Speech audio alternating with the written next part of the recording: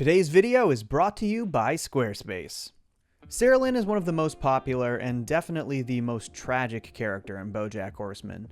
Engulfed in Hollywood stardom for her entire life, Sarah Lynn was forced into a life that she never chose, and her superstardom weighed on her shoulders, eventually leading to a tragic and untimely death. Over her 31 years on Earth, Sarah Lynn went through unfathomable hardships and accomplished incredible successes, and in the end, she deserved better. So today we're going to look at the timeline of Sarah Lynn's life, the highs, the lows, and everything in between.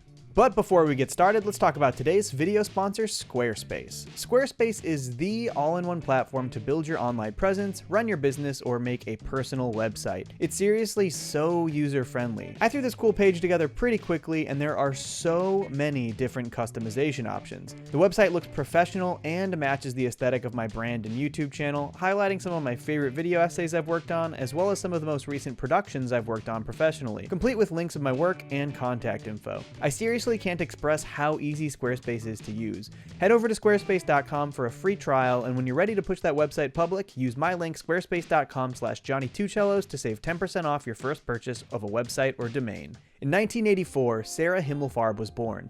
Sometime before her acting career began, she changed her name to Sarah Lynn with the help of lawyer Sarah Lipschitz. In 1987, at the age of 3, Sarah Lynn was cast as Sabrina on situation comedy Horsin' Around. Cast alongside her was Joelle Clark as her older sister Olivia, Bradley Hitler Smith as her older brother Ethan, and of course BoJack Horseman as her adoptive father, the Horse. When the show began in 1987, Sarah Lynn was close with her castmates, as well as show creator Herb Kazaz. They had a genuine bond after shooting the pilot, and without a real father figure in her own life, Sarah Lynn looked up to her TV father, BoJack. Unfortunately, BoJack was not a great role model for Sarah Lynn, and even gave some problematic advice that she internalized for years. The most important thing is you gotta give the people what they want, even if it kills you, even if it empties you out until there's nothing left to empty. Nevertheless, Sarah Lynn truly looked up to BoJack and even wanted to spend time with him outside of work, and she was comfortable telling him her own hopes and dreams. I want to be an architect.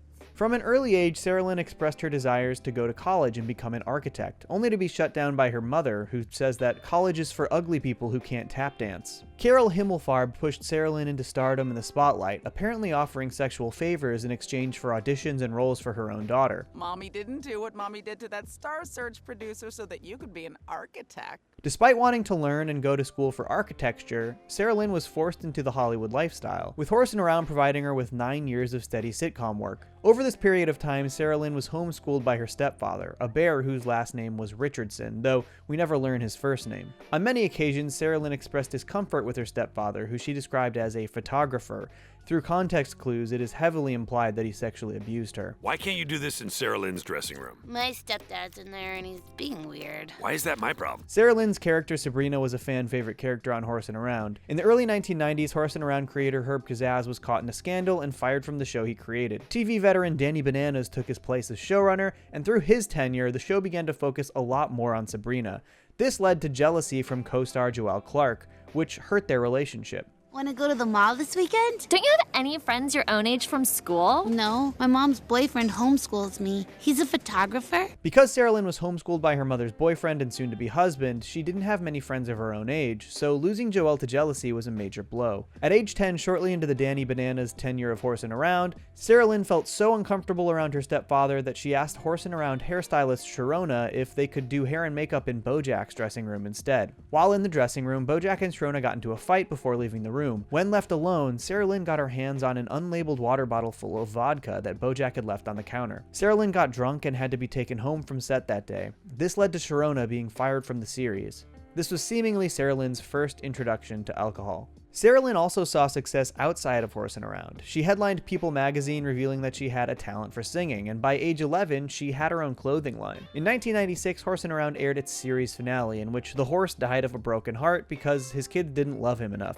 A dark ending for the sitcom. But Sarah Lynn's success was only just beginning. In 2002, after turning 18, Sarah Lynn released her debut album, I Am Sarah Lynn, and hit single Prickly Muffin, which was named after the nickname the horse gave Sabrina on Horsin' Around. Why aren't you dressed for school, Prickly Muffin? Sarah Lynn drastically changed her image, as she no longer wanted to be seen as the innocent little girl from Horsin' Around anymore. As a pop sensation, Sarah Lynn skyrocketed to stardom. By 2004, at age 20, she was packing stadiums of fans to see her perform, and soon she was considered to be the biggest pop star in the world. By 2007, she had her own Kevin Klein fragrance, and that same year, she traveled the world on her Sexually Confident Virgin tour. The weight of this stardom weighed heavy, though. In December of 2007, after one of her stadium shows, Sarah Lynn was elated to hear that BoJack Horseman had come backstage to see her. She expressed to BoJack just how heavy that weight of the superstardom felt.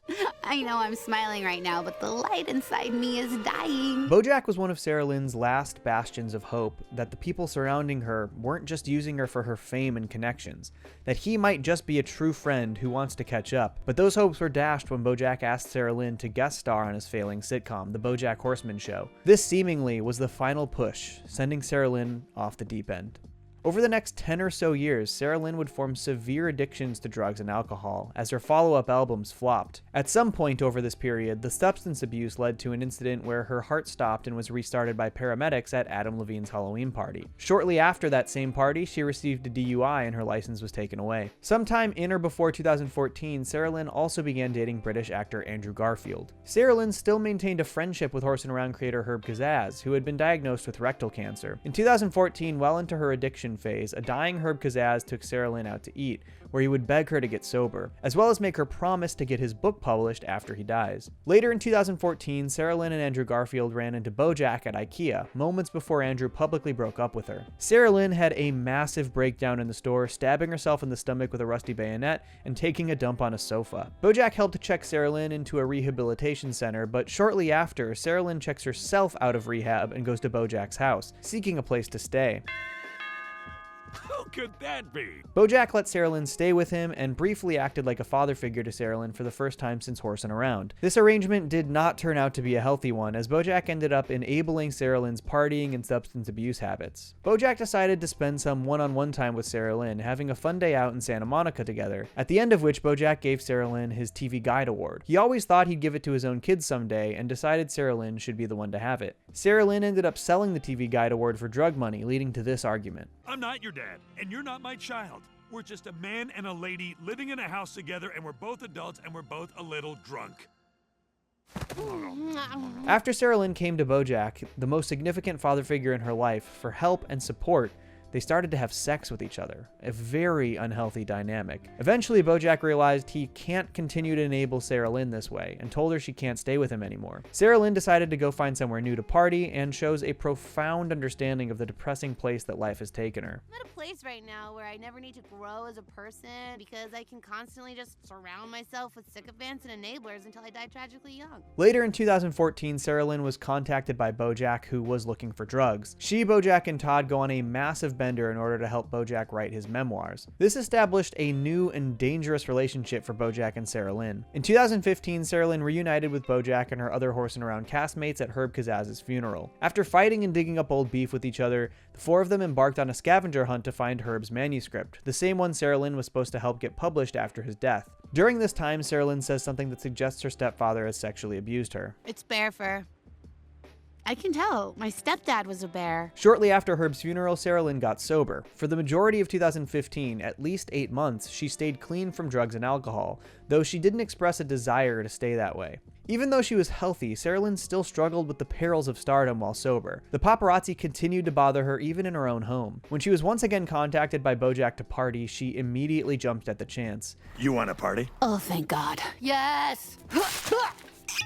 In early 2016, from January 15th until February 28th, Sarah Lynn and BoJack went on a massive drug-fueled bender. They started at Sarah Lynn's house, where they indulged and watched Horse and Around DVDs. They later left to go to Sarah Lynn's AA meeting, where she would get her 9-month sobriety chip. Eventually, they started to drive around LA as BoJack attempted to make amends and apologize to those he had wronged. They stopped at Mr. Peanut Butter and Diane's house, Princess Carolyn's apartment, and went on to Anna Spanakopita's place a few times before BoJack decided to make the long trek to Ohio to apologize to Penny Carson. On their way to Ohio, Sarah Lynn calls her mother Carol Himmelfarb Richardson and leaves a voicemail apologizing for being such a major disappointment. As she leaves the voicemail, she leans out the car window, hitting anything she can with a baseball bat. After they arrived at Oberlin College, BoJack and Sarah Lynn followed around Penny to a few different locations before deciding it was time to leave. Unfortunately, BoJack stumbles and falls into an a cappella group, at which point Penny notices BoJack.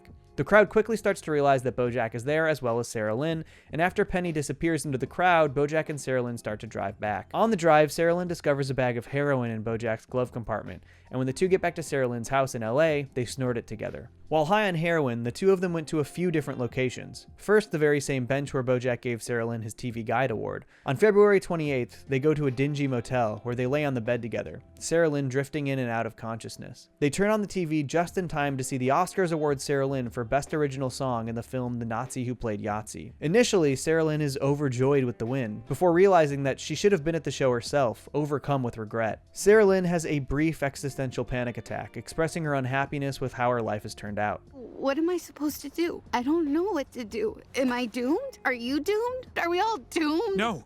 BoJack then offers to take Sarah Lynn to the planetarium, a place she requested to go a few different times over the course of their bender. At the planetarium, Sarah Lynn admires the building's architecture. The two of them sit together, looking into the vast empty void of space. Sarah Lynn leads her head onto BoJack's shoulders and says her final words.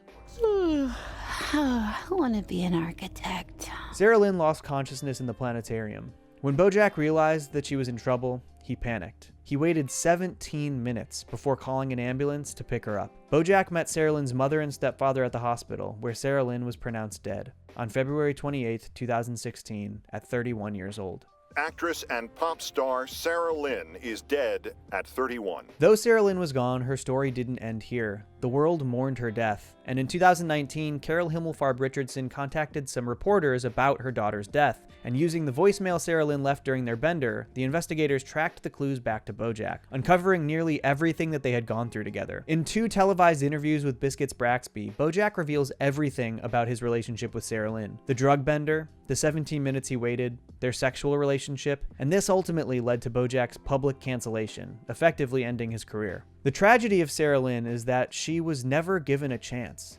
At age 3, her mother forced her into a life as a child actor. She used her. Her stepfather sexually abused her.